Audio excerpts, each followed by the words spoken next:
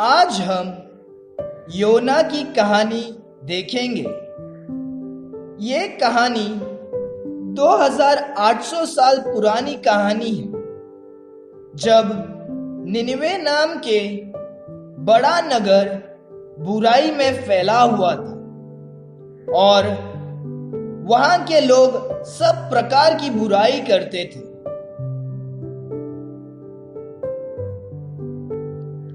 तब यहोवा परमेश्वर का वचन अमित्ते के पुत्र योना के पास पहुंचा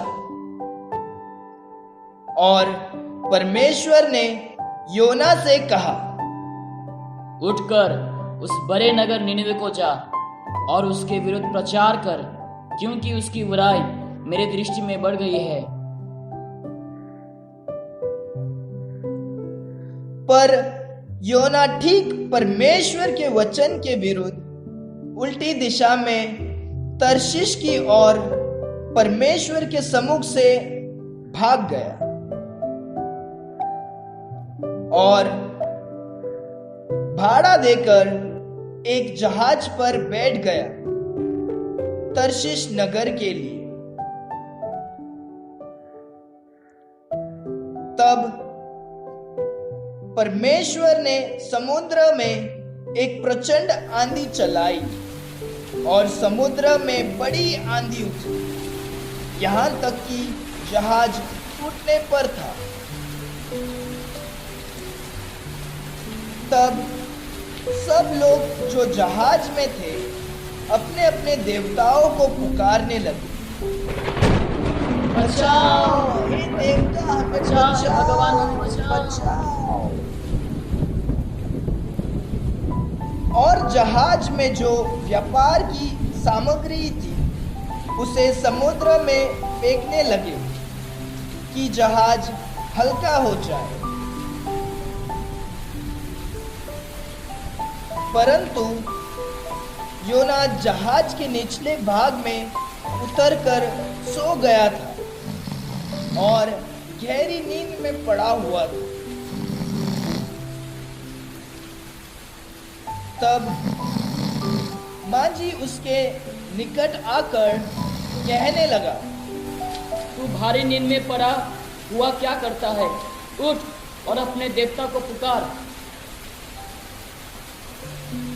तब उन्होंने आपस में कहा,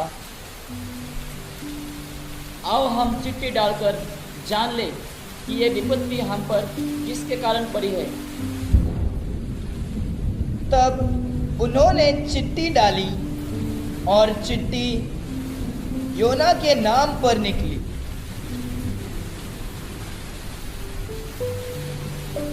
तब उन्होंने योना से पूछा, हमें बता कि किसके कारण ये विपत्ति हम पर पड़ी है। तुम्हारा नाम क्या है? तुम कहाँ से आए हो? तुम किस देश और किस जाति के हो?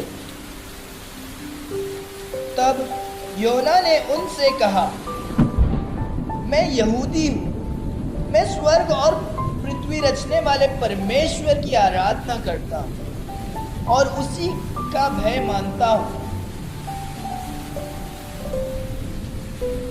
तब वे सब डर गए। तब उन्होंने योना से पूछा, हम तेरे साथ क्या करें जिससे समुद्र शांत हो जाए? योना ने उनसे कहा, मुझे उठाकर समुद्र में फेंक दो, तब समुद्र शांत हो जाएगा। तब उन मनुष्य ने योना को उठाकर समुद्र में फेंक दिया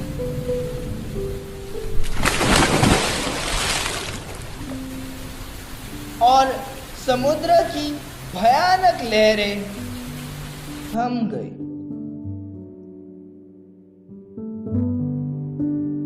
मुझे बचाओ, मुझे बचाओ, मुझे बचाओ हे खुदा।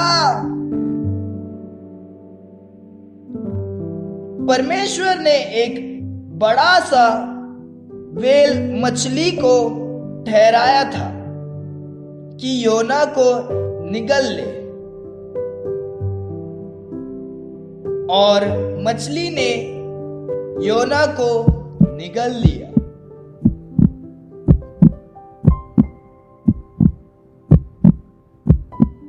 और योना उस मछली के पेट में 3 दिन और 3 रात पड़ा रहा। योना मछली के पेट के अंदर से परमेश्वर को प्रार्थना में पुकारने लगा, हे परमेश्वर, मुझे बचाओ, मुझ पर दया करो, रहम करो परमेश्वर। और वह जानता था उद्धार यहोवा ही से होता है। और यहोवा ने मछली को आज्ञा दी और उसने योना को स्थल पर उगल दिया।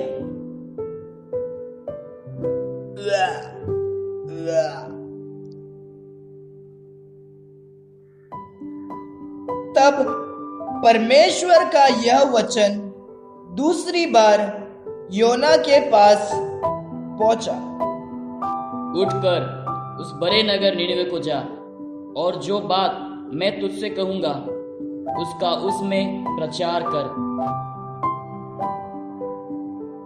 तब योना परमेश्वर के वचन के अनुसार निनवे को गया और योना ने प्रचार किया।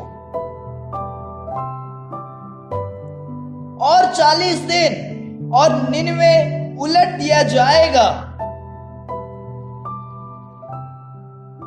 जब निनवे के लोगों ने योना का प्रचार सुना, सारे लोग बड़े से लेकर छोटे तक सभी मन फिराकर परमेश्वर से प्रार्थना करने लगे।